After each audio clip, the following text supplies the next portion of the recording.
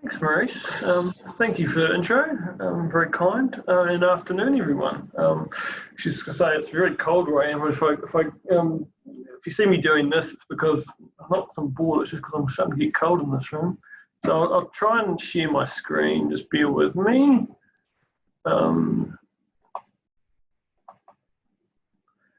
Hopefully you can see that. Maurice, can you see that? Ignore the picture of the dog on the front. But yeah, the point of today, I guess, was to talk about the legal considerations for starting an e-commerce site. I thought it was a good topic for me to present because this is something that we have done through AdviSME. So I'm a lawyer, and probably was up to 2 years ago a very traditional lawyer.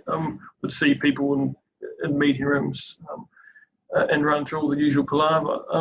We've kind of had a bit of a shift in thought that in terms of clients going forward, a lot of people will be interested in digital consumption of legal services. So we've had a shift ourselves online.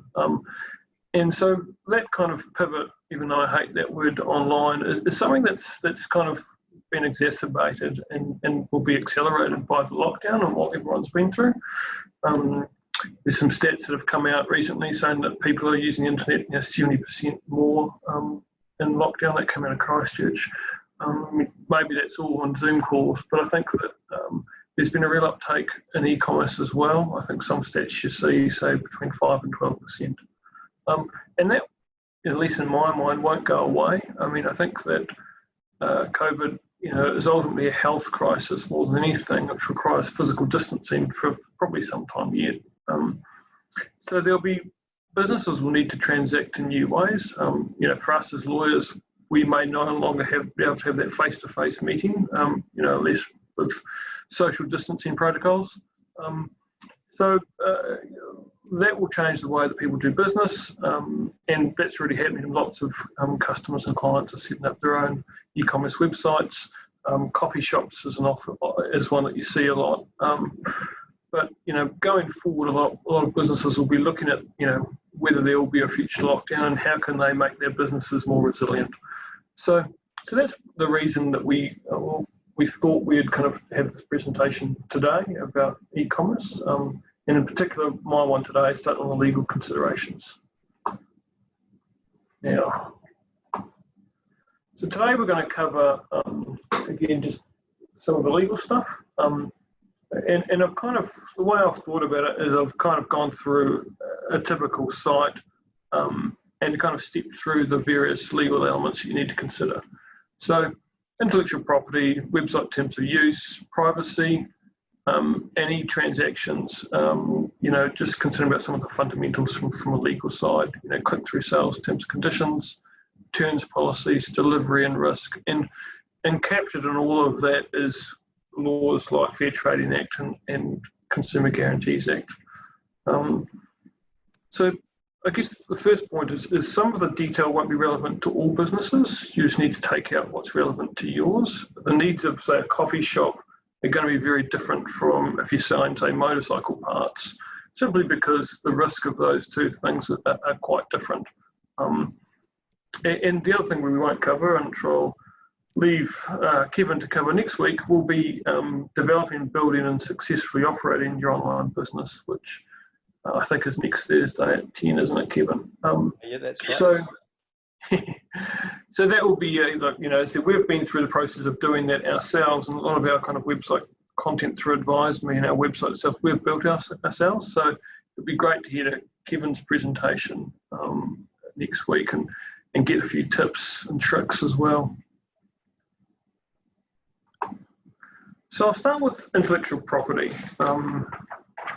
Now, let's assume you've listened to Kevin's presentation next week. You've set up a fantastic website. You've drawn a customer to that website, so you're doing pretty well so far. Now, what's the first thing that they see? They're going to see your name and your brand and your logo. And there's two elements to that. One, protection. Protecting your IP and your name and your logo and your brand can be quite valuable to your business. Registering a company name isn't enough. That doesn't give you any particular rights in anything other than the company name, right? So if you've got something distinctive that you want to protect and that you don't want someone else to use, you need to be considering, registering a trademark. And that means that if you've registered a trademark, that means that that word or typically logo is yours. It's a lot easier to register a logo for trademark protection than it is a word. For example, Hamilton example is everyone seems to be using good George, good cleaning, good house. So the word good on the front of your business name might not necessarily be distinctive, but you can obviously register a logo. And it stops others trading on your brand, and ultimately it's an asset that you can sell if you ever come to selling your business. The other aspect of intellectual property is the infringement piece, right? You can say, well, look, I don't want to protect my IP, I don't want to register a trademark. But the other thing you need to consider is, are you infringing someone else's trademark? So even if you don't protect your brand, you should make sure it doesn't infringe other people's. So a quick basic check that everyone can do before they launch a website, launch a brand, have a business name, is simply to do an intellectual property search with icons and check that what you're using isn't the same or similar to something that someone else is using. There's nothing worse than setting up a nifty website, spending money, and then getting a cease and desist letter from an uppity lawyer like myself, asking you to take it down. That happens a lot, and something to be careful of. It can be a pretty simple check to do. You can get a lawyer to do it. It shouldn't cost much. The other thing to consider is just your permissions. Everyone does this, and we've probably done this ourselves. Looking at, what can I, beg, borrow, steal off Google in terms of imagery, in terms of photos, and in terms of, product images, and just working it down on your website. Just be careful of doing that. Again, we do see in the IP space a lot of kind of cease and desist type letters of getting that kicked off people's websites. Happens quite a bit. I don't know if, Kevin, you'll touch on this on your seminar next week, but just from a legal perspective, looking at your website build contract, if you engage someone to build your website, and lots of people are doing it themselves at the moment. I mean, you've got brands such as Wix and Squarespace, and people are kind of doing a bit of DIY and building a website themselves. But if you engage someone else to do it, just check the contract that you sign with them to make sure that any IP that they develop for you is yours and is not held by them. And look, if the contract is silent, then you just need to inquire a bit further. The normal, the ordinary course should be that if you pay someone to develop something for you, you should get, the IP and what they develop. And the other thing just to remember too, I guess, on the IP front is just that IP is territorial. So if you are looking to launch products or sell products overseas, then you'll need to go through the same process again. You'll need to just check for IP protection, and you can protect intellectual property internationally.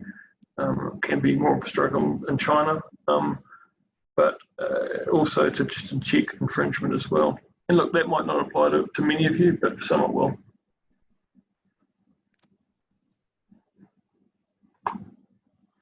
The next thing, I guess, you see when you enter a website, you've checked out all the names and logos, and you start looking at products and what you can buy. I probably typically buy beer and wine, but is the website in terms of use. And these typically, at the bottom of a page, there's a little link to say, here's our terms of use. I guess I just thought I'd cover what those are, what they do, and why you should need them. Really, they are a setup of rules of how people can use your website and what they can and can't do. And they give you a bit of fallback protection in terms of liability. They're not legally required, so you don't have to have website terms of use, and some businesses won't. Again, a coffee shop's a good example. You might not have website terms of use, or you may choose to. But really, you know, the larger your website gets, the more products it has, the more IP. You know, if you're giving advice, if you've got blogs on your website, if you're offering opinion, then it's good to have website terms of use, simply because they'll have basic elements. They'll limit your liability. They'll have certain disclaimers. You know, for example, if you've got Donald Trump on your website or on your blog, you know, riffing off against China or doing whatever he's currently doing at the moment, you know, you can have limitations that you're not liable for any opinions on your site. You can include permitted uses, so some of your content you may make available for use by others.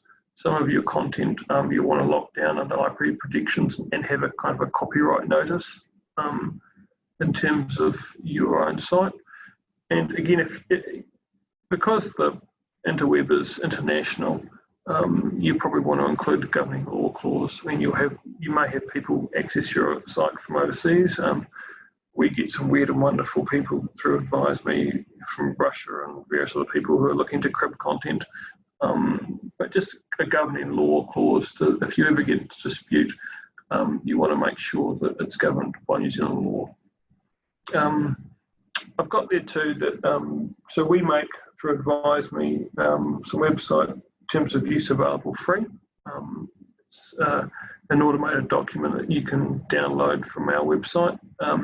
So yeah, encourage people to go on, have a look, have a play, and if they can use those terms of use in their own business, then fill your boots.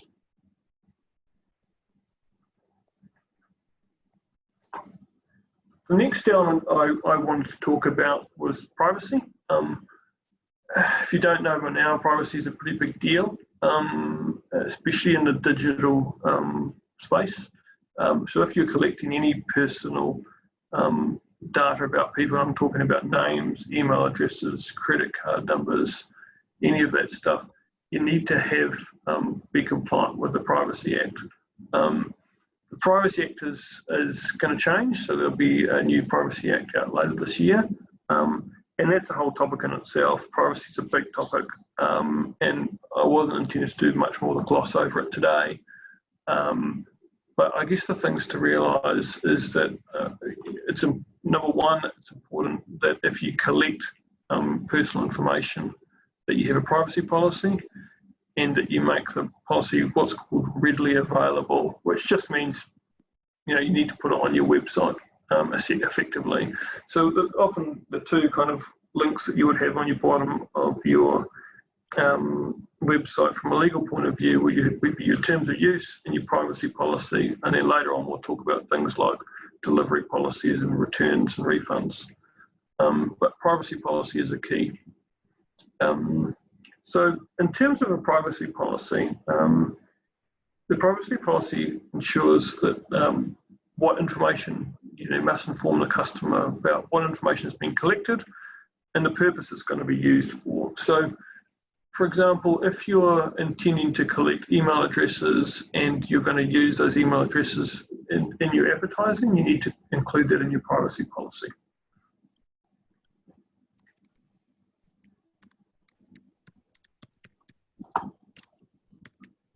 Yeah, so in terms of the 5 W's and the H, privacy policy really sets out, you know, that you collect information from people, what you're collecting, what you're going to use it for, who you're going to give it to, if anyone. You know, if you want to give it to remarketers, you can, but you need to specify it out in privacy policies, and security. So you need to kind of talk about how you're going to keep that information secure, and that may be through PayPal, through arrangements with your bank, and how people can access that private information, request it be deleted, request it be amended, or if they can correct it if it's wrong. So that would be number one, is simply to have a privacy policy on your website, to think about what you're going to use that information for, and clearly set that out in your privacy policy. Again, we have a free privacy policy that you can use and download, which kind of in a broad brush way allows you to do many of those things. So it's something for people to have a look at, adapt to their own circumstances or not.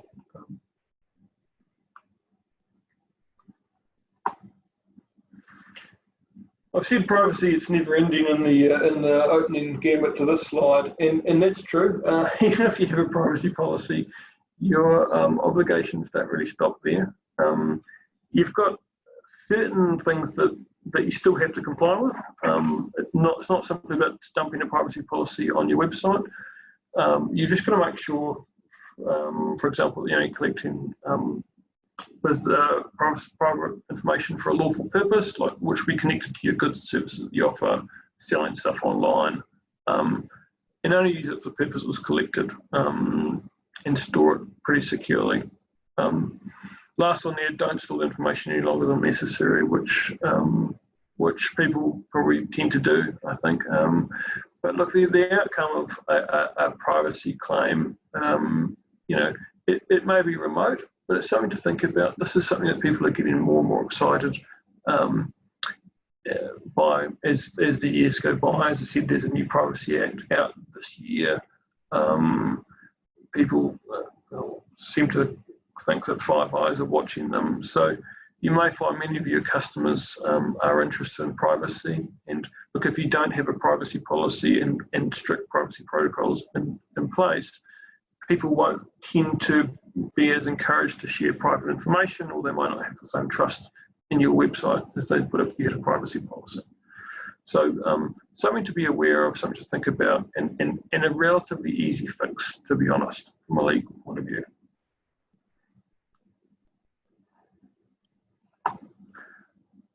Last thing on privacy is just a quick note about spam, to be careful with it.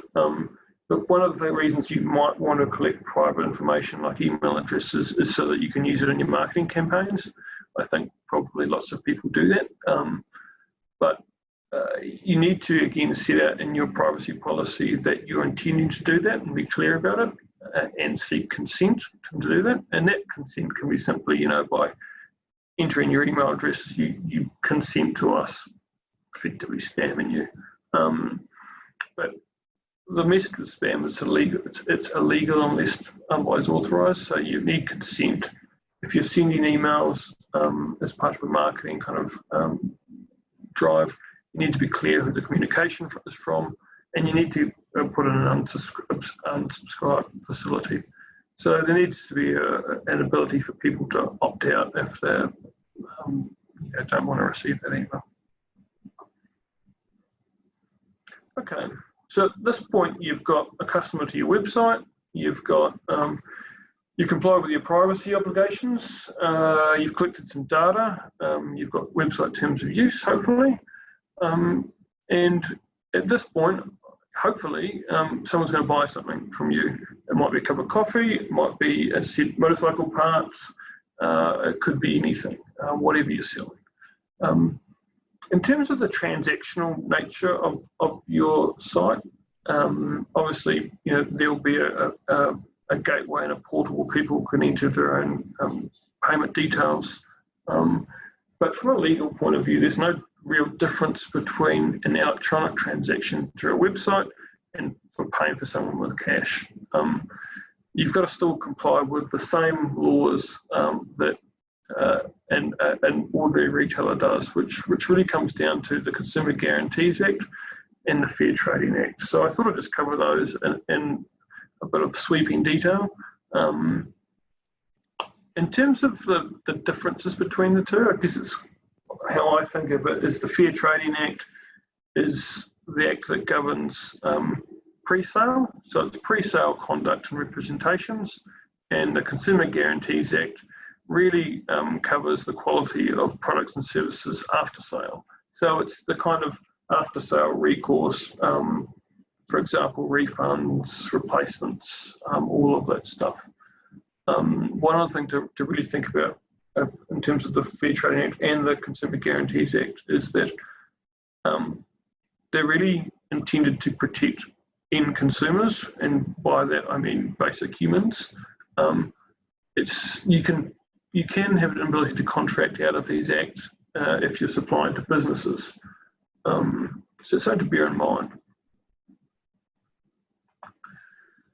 So the basics of the Fair Trading Act really protects consumers, and again, a consumer can be a business or it can be a human, depending on how you structure your sale, against deceptive conduct, unsubstantiated claims, false representations, unfair practices. So lying, cheating, stealing, or just screwing the scrum in your promotions and marketing material.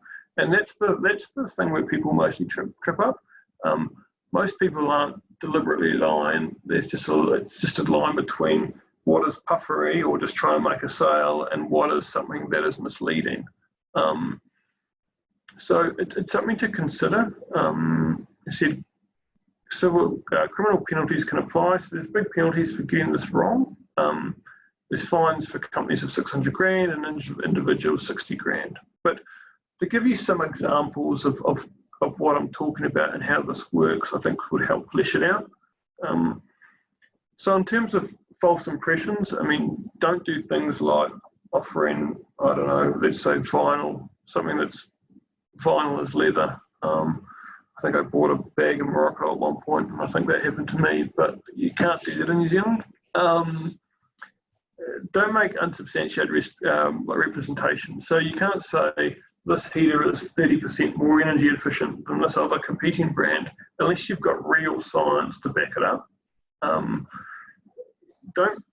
Generally, I would steer against providing price comparisons because those have to be market tested. And look, a lot of what you're selling prices may change day to day, week to week, especially in the retail game, right? So offering price comparisons against your mate down the road can land you in hot water, and it's generally not a great thing to do. Don't provide information about goods or services which you know isn't true. And the classic one for that is selling goods as made in New Zealand when they're made in Taiwan. And look, that happens all the time. And yeah, look, it's just, you should know the source of your supply and you should know what you're selling. And then don't use unfair practices like saying, look, we've got a great deal on heaters for $10, but only intending to ever sell one or two at that price. And the other side of that coin too is, and this has been happening a bit through COVID, is, have a reasonable expectation of when you can deliver something. Don't enter into a contract with someone online if you can't deliver that product. You don't have it in stock or can't deliver it for, weeks on end. There needs to be a reasonable period of time in which you can deliver on what you've sold. So that's a bit about the Fair Trading Act. Again, it applies, to your representations, to your advertising pre-sale. The back end of it is the Consumer Guarantees Act, which sets out minimal guarantees for products and services. For example, acceptable quality, fit for purpose, and comply with their description. So obviously you can't advertise something on your website, it's a photo and then something else turns up. Again, that should be common sense, but it does happen. And also the CGA allows customers to seek repairs, replacements, or refunds when things go wrong, unexpected or faulty. So at this point, you kind of, depending on what you do, you want to consider, well, who am I selling stuff to? And a lot of you will be selling goods to ordinary, everyday humans like myself. You consider a lawyer an everyday human. And so this, you'll be caught by the Consumer Guarantees Act. You can't get out of it, right? But if you're selling goods to businesses, you might want to consider contracting out of the Consumer Guarantees Act and have your own regime for returns, refunds, and limitation of liability. So if it's a business-to-business transaction, you can have separate terms of trade, which sets out all of that stuff. The contracting has got to be done in writing and at the point of sale. So Again, you can have terms and conditions which sets out that, and the way we typically set them up would be that, if you're a consumer, a human, this applies, we'll comply with our CGA obligations. If you're not a human, then there's a different regime. So you can have terms and conditions that apply equally depending on the identity of the person. And there's an easier way of doing it. You just have to have one document, which is good when you're selling things online. Which brings me to terms of trade. Again, we've covered off a bit about why you'd have terms of trade. The main reason, again, would be to limit your liability. And if you're selling online, some stuff you can't get out of in terms of Consumer Guarantees Act and Fair Trading Act. But if you're selling to a business, you can. These are different from your website terms of use. So this is when you're actually selling products and services. It's normally like you'd have your terms of trade classically on the back of an invoice. Well, in our time, we're on a digital world, there is no invoice. So if you want to have terms of trade, which sets out things like your liability and your refunds and delivery policies, then you can do that digitally. Again, the thing to bear in mind is that to make these enforceable, the customers have to accept those terms of trade. So acceptance doesn't just mean plonking them on your website somewhere on a link that people can have access to if they want to see it. They actually have to be notified to the customer. And best practice would be that click-through acceptance. So the classic, do you accept these terms? Have you read these terms and conditions? And do you accept them? Click button, yes. I always do this every time, but never actually read the terms and conditions. I'm a lawyer, so I don't think probably anyone does.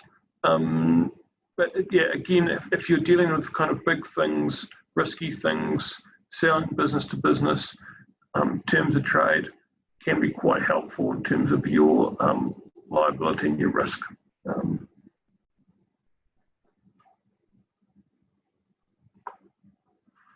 And then lastly, there's lots of things to consider here, but at that point you've got to the point where you've sold something, which is fantastic, great, some money in the door, and you've received the money, and then I guess the next step, possibly in the chain, is things like delivery, risk, and returns. From my point of view, having a really clear delivery policy is actually key to me as a consumer when I go onto a site. So, if I want to know if I buy my beer from Garage Project or wherever I'm buying it that week, I want to know how long is that going to take to turn up? Is it going to get there before the weekend? And what's my freight? Things like insurance. How much is it going to cost me to get delivered?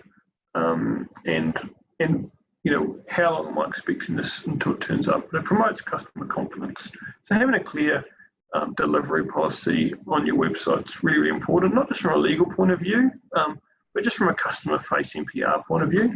And look, it doesn't need to be long, doesn't need to be lengthy, it just needs to be a clear statement saying, we try and do this by X, and with email now and the beauty of some of the automated messaging, you can get updates from couriers about when things are arriving, and having that plugged into your system is just great for your customer and your brand. So I encourage people to do that. As part of that process in terms of delivery, again, there's a risk element to it.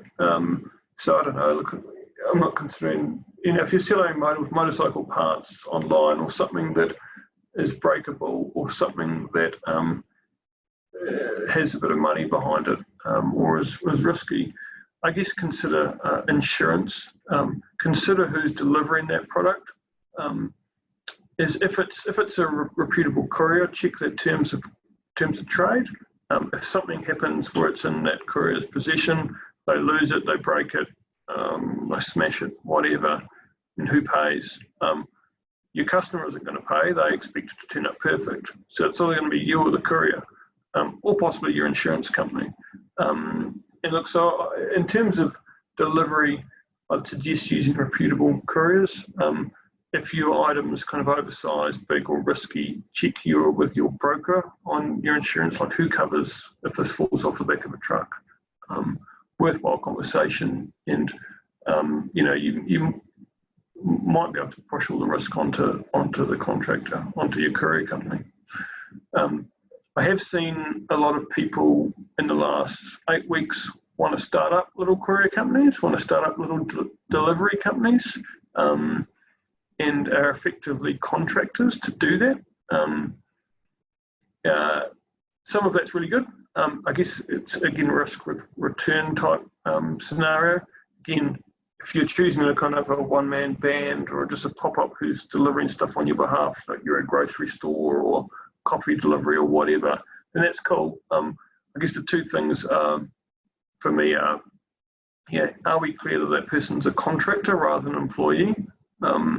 It might not be the right time to hire employees to deliver stuff for you. You might want to make it clear that that person is a contractor, and include in that contract agreement, at what point can you terminate that relationship, so you're not stuck with having an extra mouth to feed. And also consider insurance as well. If they're delivering stuff on your behalf, if it's coffee, it may be fine. If they spill the coffee, I guess you make another cup. But if it's something big and breakable, what happens if they lose it, steal it, etc., etc. Again, these people might not have insurance in place. So again, you might need to check your insurance company and see what is the case there. Lastly, and again, hopefully it never gets to this with products you sell, but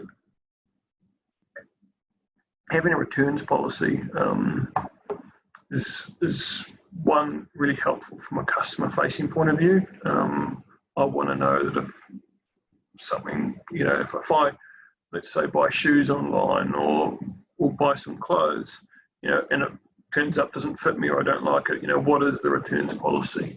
And it's a bit of a PR exercise in many ways, returns policy, because you want to encourage people to buy. So depending on what you're selling, you may want to encourage returns, especially if you're selling clothes, shoes, something like that.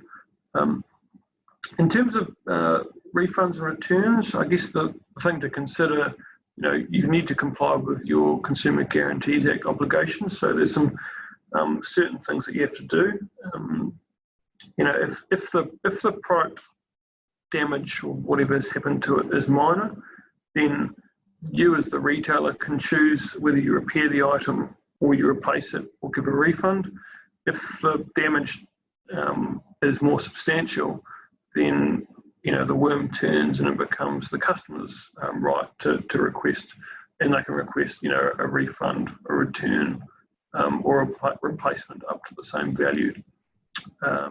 So again, I guess knowing those rights, when if and when anyone ever calls you up asking for a refund, it's good to have that set out in a policy that you can refer to and stand behind.